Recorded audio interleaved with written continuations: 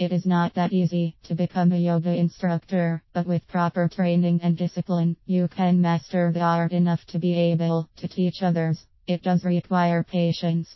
A beginner yoga teacher has to take on the discipline as a lifestyle. Thai-trained yoga instructors are respected and accepted all over the world.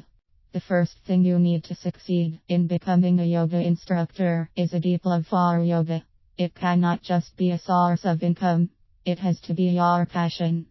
No one can become an outstanding yoga instructor without understanding the true meaning of yoga. No one can understand the true meaning of yoga without a zeal for it. Carefully consider why you want to be a yoga instructor.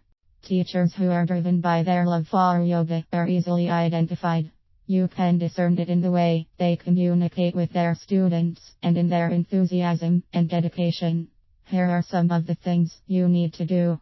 Be calm and focused. A successful yoga instructor can maintain inner peace and quiet.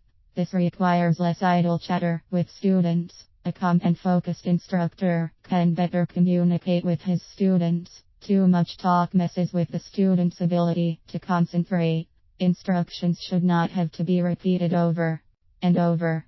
Yoga instructors help their students to achieve oneness between the body and mind. This cannot be done with non-stop talking. Take it slow. There are no two ways about it. Impatience simply does not work for a yoga teacher. Allow your students to master each pose before moving on to the next one. Any hurry will ruin the pursuit of peace and tranquility. Don't try to have your students learn too many poses at once. Never move on to another pose when your students have not fully learned the previous ones. It is better to learn one pose well than to do 5 poses without mastering any of them. In that case, they will not have learned anything. Encourage your students. Every student is unique. Some will catch on very quickly while others will seem to be a little slow on the uptake. Always speak positive, encouraging words to your students. Find positive things about each one that you can appreciate. Resist the temptation to pay more attention to the students who are talented.